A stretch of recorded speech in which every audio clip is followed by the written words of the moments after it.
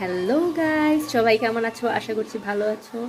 আজকে তোমাদের সাথে শেয়ার করব আমি কিভাবে ইলিশ মাছ ভাজা করি।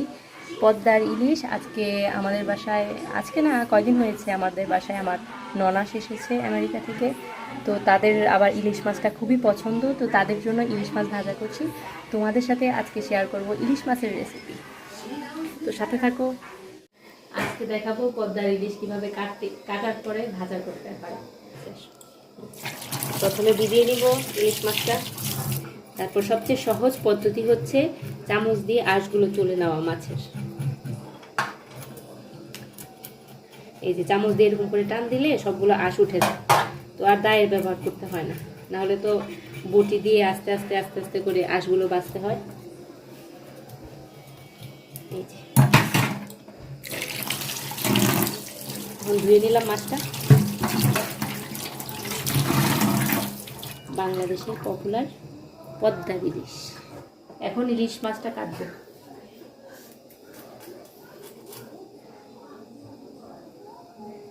প্রথমে দুইটা টুকরা করতে হবে মাছটাকে। মাথাটা আলাদা করে নিলাম। আর এই যে এটা থেকে একটা টুকরা, যদিও মাছটা এখনো ফ্রিজিং করা বরফ, তার একটু প্রবলেম, তারপরও কেটে ফেলছি। এই যে এখন ইলিশ মাছের গন্ধ অনেকেরই ঠিক থাকে না, সেটা ঠিক রাখার জন্য প্রথম যে কাজটা করতে হয় আমাদেরকে, সেটা হচ্ছে ইলিশ মাছটা এই যে কাটার পরে ধুয়ে নিতে হবে। এরপরে পিস করার পরে তখন আর ধোয়া যাবে না মাছটা, আগেই এটা ধুয়ে নিতে হবে। আমরা এখন ধুয়ে নিচ্ছি মাছটা। এই যে মাছ কাটার পদ্ধতিটা, এটা আমার শাশুড়ি মার কাছ থেকে আমি শিখেছি। এটা আমি আগে জানতাম না, তোমাদের সাথে শেয়ার করছি। এই যে অনেকেই এটা খায় কালসাটা, কিন্তু আমরা খাই না, এটা ফেলে দিই মাছের, কারণ তার মধ্যে অনেক ময়লা থাকে। অনেকে আবার পছন্দ করে, তো আমরা আবার পছন্দ করি না, ফেলে দিলাম। এই যে মাথা, এবার দাটাও ধুয়ে নিব সাথে। এই যে দাটা ধুয়ে নিলাম,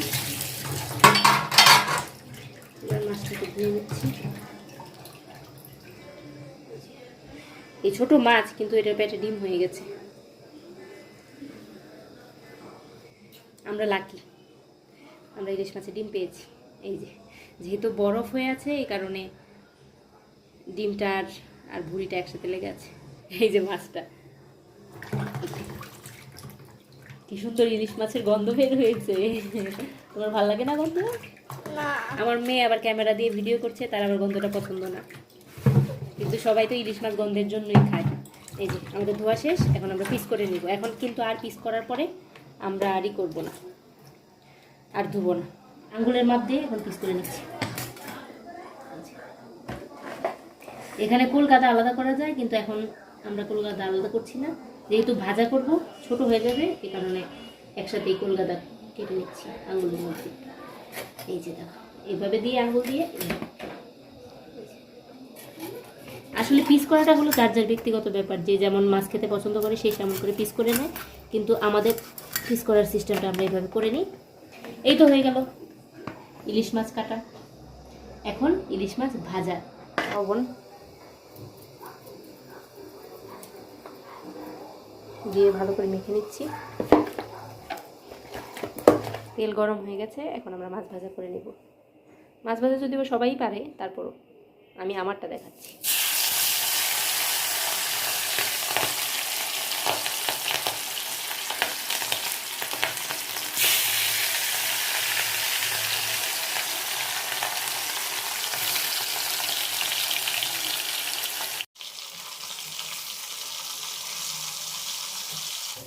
মাছ প্রায় ভাজা হয়ে গেছে, এখন আমরা মাছটা উঠিয়ে নিব। তো আমাদের মাছ ভাজা প্রায় কমপ্লিট। আর যে সুন্দর গন্ধ বের হয়েছে, আসলে গন্ধটা তো দেখানো যাচ্ছে না।